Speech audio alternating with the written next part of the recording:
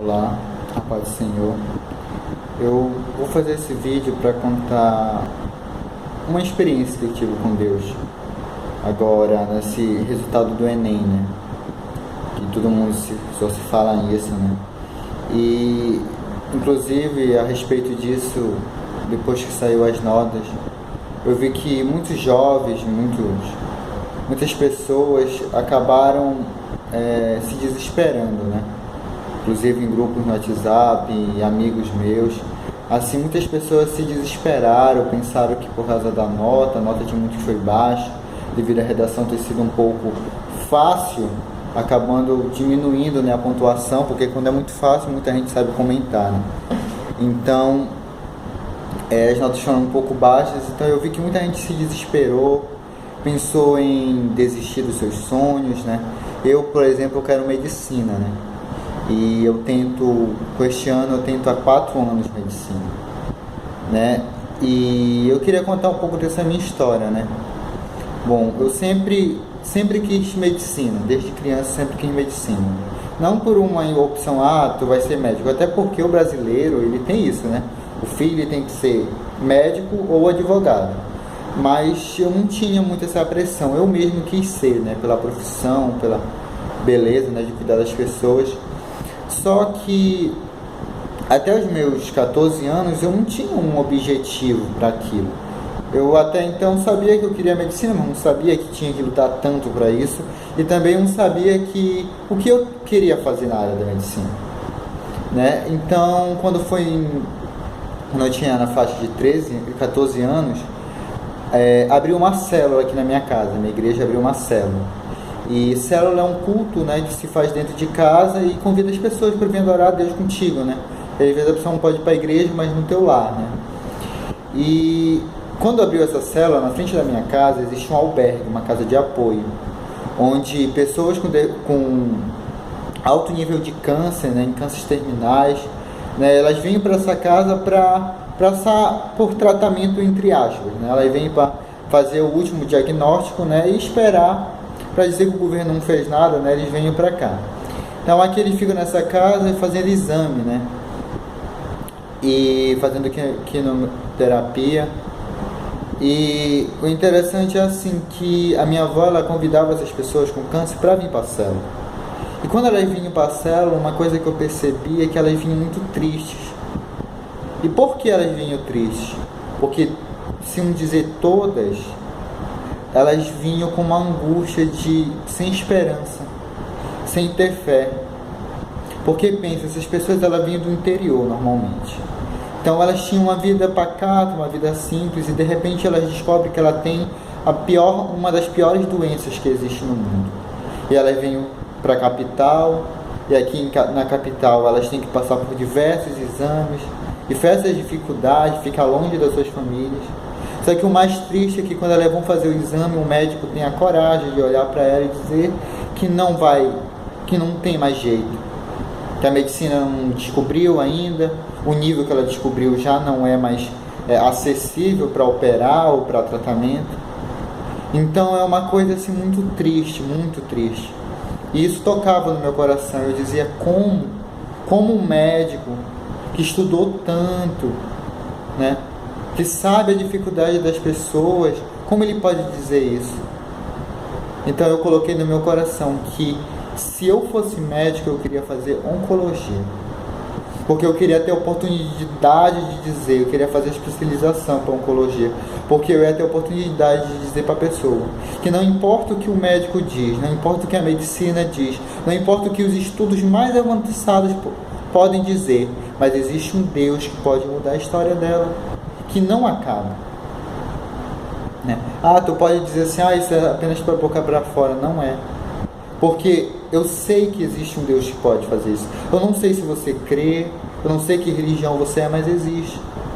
Porque uma coisa é tu ser crente, uma coisa é tu falar de Deus, uma coisa é tu falar dos milagres que Deus operou no passado, mas é uma coisa é tu ver Deus operar. E eu vi, porque para mim não há nada que explique uma adolescente de 14 anos com um tumor no cérebro desse tamanho aqui, uma coisa tão grotesca que no dia da célula eu não consegui olhar para ela, porque era uma coisa muito feia. E o médico disse que não ia mais operar, porque se operasse ela ia morrer. Então ele disse que só ia operar se o tumor saísse ou se o tumor secasse. E isso era impossível. E ela estava só esperando a morte dela. Mas nós se comprometemos em orar, em se consagrar. E eu me lembro que nós chegamos até a igreja e pedimos que a igreja orasse. E essa jovem, ela estava no hospital de tratamento de câncer. E o pastor pediu que todos estendessem a mão por direção do local do hospital e orassem. E o médico tinha dado naquela noite fez uma situação para a mãe dela. Que se naquela noite o tumor dela não saísse de tudo para fora, porque o tumor estava entrando dentro do cérebro, e se o tumor não saísse para fora do cérebro, ele não ia operar, que no outro dia ele ia dar o laudo que nenhum médico poderia mais operar, que ela poderia voltar para casa e esperar a morte. E naquela noite aquela jovem sentiu dores insuportáveis, que todo o hospital ouvia as dores dela. E a mãe dela entrava em desespero, porque ela não sabia como conter essa dor, mas ela não sabia que era Deus operando. E quando foi pela manhã, aquela jovem já cansada de tanto sentir dor, o médico fez o último exame. E para a glória de Deus, aquele exame detectou que naquela noite o tumor saiu todo para fora. E além disso, o tumor secou. Olha como é a glória de Deus. E o médico fez a operação, e a operação foi um sucesso. Hoje, se vocês verem, a jovem não tem nem sinal daquilo que ela tinha. Era dessa altura, assim, o tumor. Pegava todo esse lado do rosto dela. Então, você pode me dizer como é que acontece isso? Milagre, né? Mas tem pessoas que dizem que não acreditam em milagre, né? Mas eu acredito. Então, a partir dali, eu tive um foco. Agora, eu vou me determinar. Então, com 15 anos, eu entrei, né, no ensino médio e comecei a estudar. Passou o primeiro ano, passou o segundo, passou o terceiro. Né? E eu não passava em medicina. Passou o quarto ano e eu não passava em medicina. E este ano, no quinto ano, eu também não passei em medicina. Né? E é interessante assim que até o quarto ano eu não me esforçava tanto como eu queria. Eu me esforçava sim, mas não tanto. Só que quando foi ano passado, 2015, eu decretei, não, este ano eu vou estudar e eu vou passar. E eu estudava todo o assunto, eu exercitava e fazia de tudo que eu podia. Então, eu tinha certeza. Mas o interessante é que quando eu peguei aquela nota, quando eu abri o site do INEP e vi aquela nota, insignificante mesmo, uma nota inferiosíssima à do ano passado. E eu parei naquele momento que eu vi aquela nota, eu com fé e esperança que eu tinha em tirar uma nota boa, que este ano seria o ano da minha vitória. E de repente o meu mundo acabou. A minha fé esfriou, meu coração quebrou, e eu não sabia o que eu pensava. Eu me lembro que eu não sei explicar, eu me lembro que minha mãe ligava, meu filho, me atende que eu vou falar contigo, porque minha mãe não mora comigo, ela mora numa outra cidade, e meu filho, me atende, eu preciso falar contigo. Só que eu não tinha coragem de atender o telefone, porque eu sabia que se eu falasse uma palavra eu ia murmurar contra Deus, porque eu não entendia o que aconteceu comigo, né? Até então, em novembro, quando foi a prova, foi dia 24 de novembro, né? Então, em novembro, eu acho que foi lá pelo dia 10, eu fui no culto. Eu estava ansioso, estava preocupado, porque quando nós estudamos, nós ficamos preocupados. E eu estava preocupado, eu falava assim, fala comigo porque eu preciso confortar o meu coração. E eu me lembro que no culto de quarta-feira, tinha poucas pessoas na igreja nesse dia, mas Deus usou tremendamente um homem de Deus. Sabe, o Espírito Santo de Deus naquele dia foi tremendo. E eu me lembro que esse homem, ele foi usado por Deus, ele falou com as pessoas do púlpito até o último banco. Eu estava sentado no último banco nesse dia. E eu me lembro que ele veio falando com todo mundo, Deus falando profecias, revelando o oculto e o escondido. E quando chegou na minha vez, ele voltou.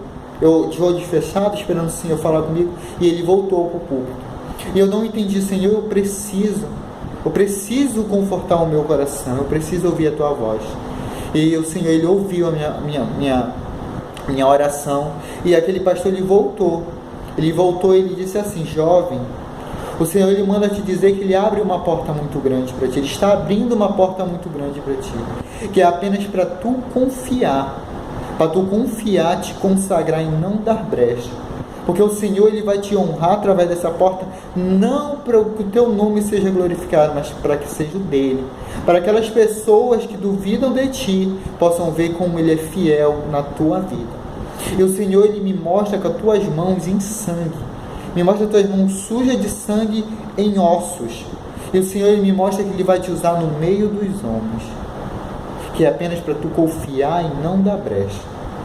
E poxa, uma pessoa que daqui a acho que 14 dias teria que fazer uma prova, que decidiria a vida dela, que queria um curso que era impossível.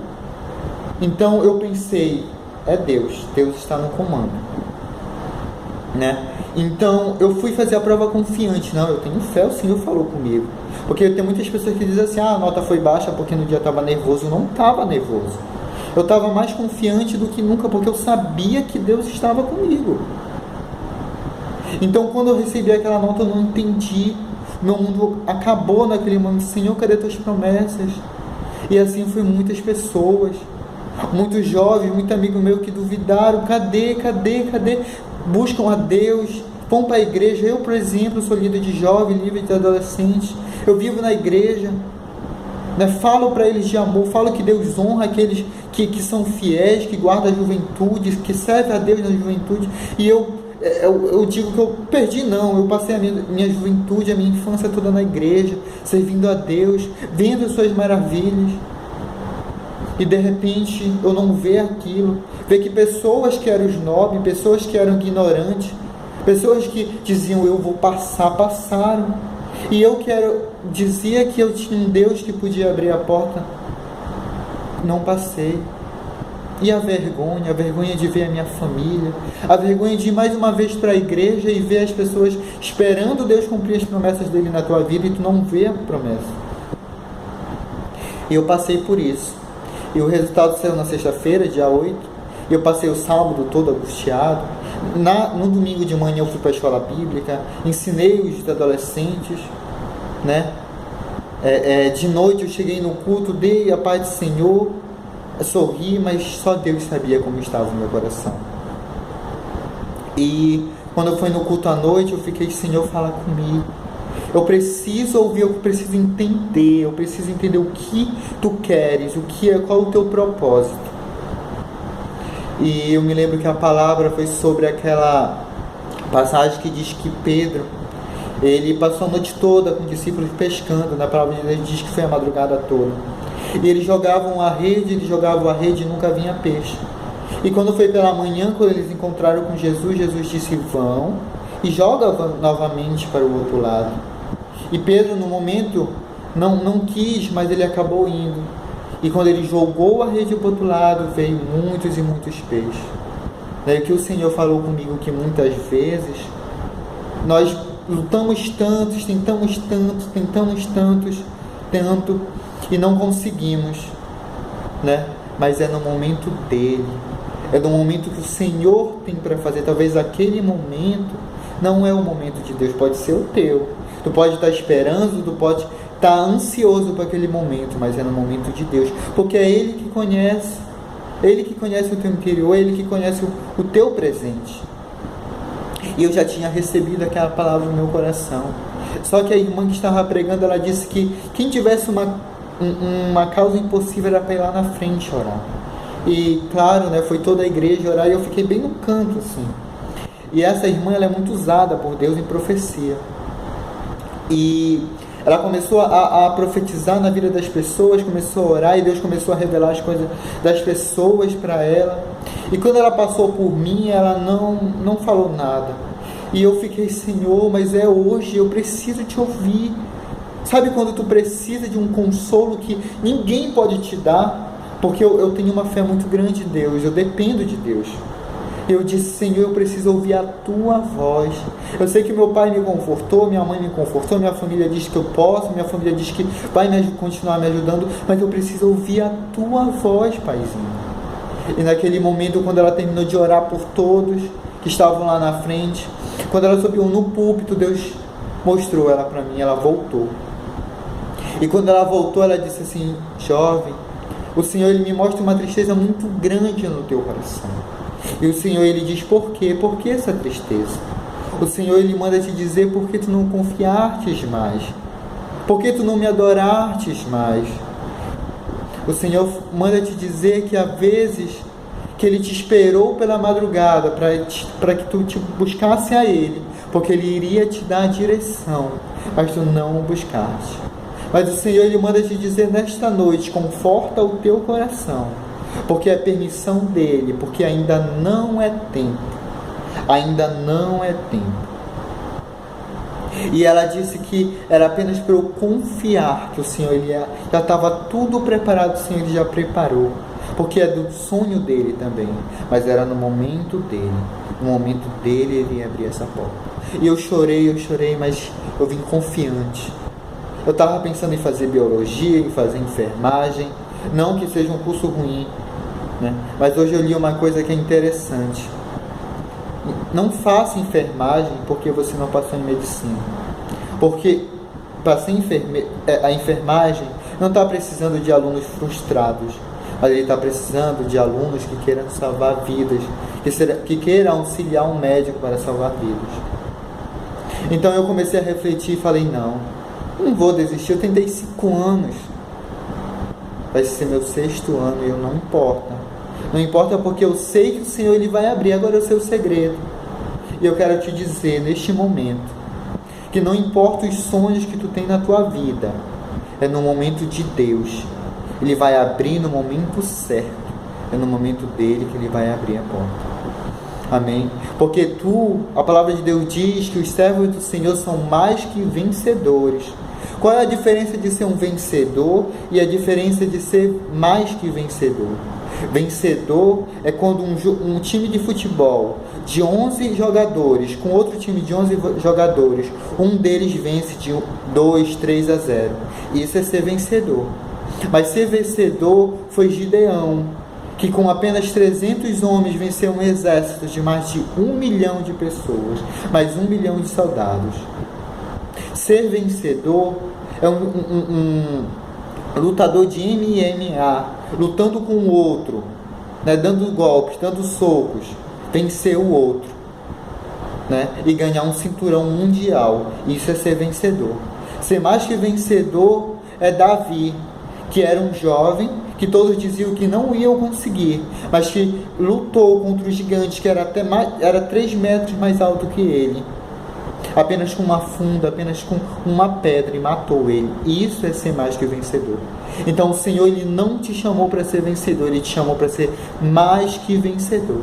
Eu ainda não passei, mas eu sei que eu vou passar, e quando eu passar, a glória de Deus será glorificada na minha vida, e eu vou poder glorificar, eu vou poder dizer: até aqui o Senhor me ajudou.